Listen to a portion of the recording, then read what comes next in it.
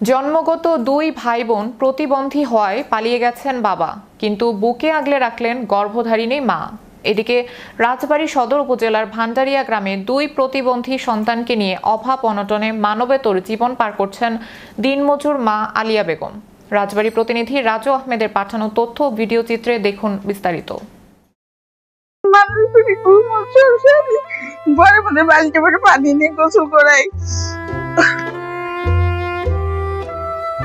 জন্মগত দুই ভাই বোন প্রতিবন্ধী হওয়ায় পালিয়ে গেছেন বাবা, কিন্তু বুকে আগলে রাখলেন গর্ভধারিণী মা। এদিকে রাজবাড়ী সদর উপজেলার পাচুরিয়া ইউনিয়নের ভান্ডারিয়া গ্রামের প্রতিবন্ধী ছেলে আলমাস ও মেয়ে তাহমিনা আক্তারকে নিয়ে মানবতর জীবনযাপন করছে অসহায় মা আলিয়া বেগম। এর থেকে কষ্ট কার আছে, তাই তো এত কিছু কত জায়গা নিয়েছি, ঢাকা নিয়েছি, ফরিদপুর নিয়েছি, সব জায়গায় আমি দুটি পোলা করে নিয়ে গেছি। সবাই বলছে যে জন্মের থেকে পোলা মানে প্রতিবন্ধী নিয়ে ভালো হয় না কোনোদিন। আলিয়া বেগমের স্বামী তৈয়ব আলীম স্ত্রী দুই প্রতিবন্ধী সন্তানকে মায়ের কাছে রেখে প্রায় 10 বছর আগে পালিয়ে গেছেন, আর সংসারে ফেরেননি। দুই প্রতিবন্ধী সন্তানকে নিয়ে অভাব অনটনে মানবেতর জীবন পার করছে মা আলিয়া বেগম। সকাল 8টার সময় চলে, বিকাল 5টা খেয়ে খেতে মেয়েটা পায়খানা করে নিচ্ছে, ছেলেটা পায়খানা করে নিচ্ছে, আবার এগুলো আমি সারি। আমি সাথে সাথে আমার অসহ্য হয়ে যায়। তারপর আমি 2বার করে চেষ্টা করছি, আমার অসুখ শরীর, আমি এটা নিয়ে মাছি বাড়ি কাজকে দুটি পোলাপান নিয়ে আমি থাকি। আলিয়া বেগমের বড় ছেলে আলমাসের বয়স 26 বছর ও কন্যা তাহমিনার বয়স 17 বছর হয়ে গেলেও তাদের এখনও মুখে খাবার তুলে দিতে হয়, গোসলও করাতে হয়, কারণ দুজনেই শারীরিক ও বুদ্ধি প্রতিবন্ধী।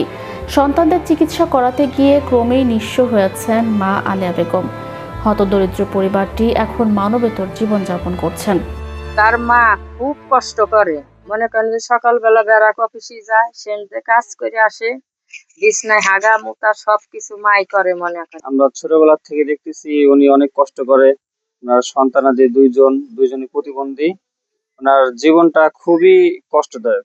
আমরা এগুলা দেখলে আমাদেরই খারাপ লাগে। প্রতিবন্ধী ভাই বোনদের চিকিৎসার জন্য এলাকার বিভিন্ন চিকিৎসক ও হাসপাতালে নেওয়া হয়েছে, তবে অবস্থার তেমন কোনো উন্নতি হয়নি।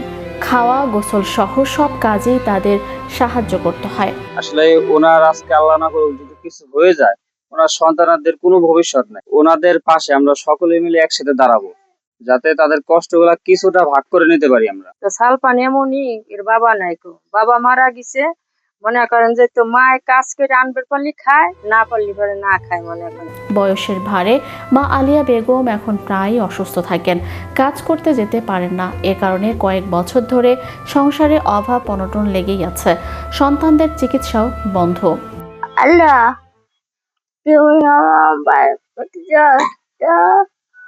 ভালো লাগে। I'm just partying. গ্রামে গিয়ে দেখা যায় মা আলিয়া বেগম দুই সন্তানকে শুকনো ভাত খাওয়াচ্ছেন। দুই সন্তানকে নিয়ে কেমন কাটছে জানতে চাইলে তাদের চোখে পানি চলে আসে। কান্না থামিয়ে আলিয়া বেগম বলেন, 26 বছর ধরে দুই ছেলে মেয়েকে নিয়ে আছি। অভাব অনটনের মধ্যে সাধ্য অনুযায়ী তাদের চিকিৎসা ও ভরণ পোষণ করে যাচ্ছি।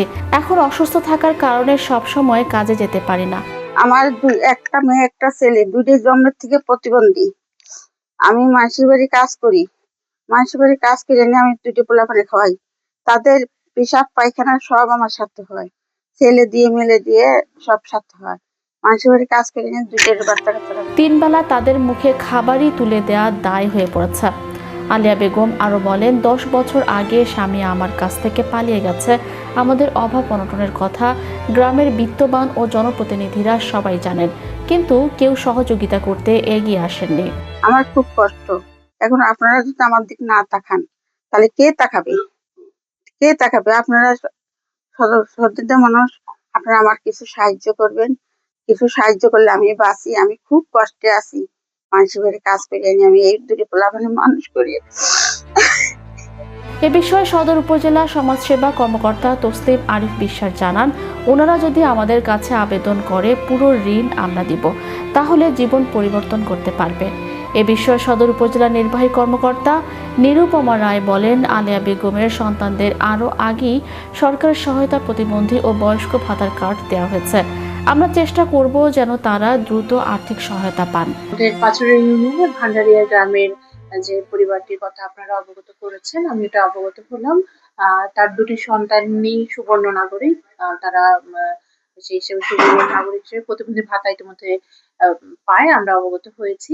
এর বাইরেও আমাদের সেই পিতামা যিনি আছেন, ওনার জন্য আমাদের সরকারের যে আমাদের বিশেষ সুবিধাগুলো আছে, তার আওতাভুক্ত যেন উনি হতে পারেন, সেই হিসেবে আমরা প্রশাসনিকভাবে সর্বাত্মক সহযোগিতা করব। এর বাইরেও সরকার কর্তৃক যে প্রণোদনা বা বিশেষ সুবিধা যাই আসে না কেন, আমরা জানি ঈদ উপলক্ষে বা বিভিন্ন সময়ে সরকারের যে সুবিধাগুলো আছে আমরা তাকে দেওয়ার জন্য আমরা প্রশাসন থেকে আশ্বাস প্রদান করছি।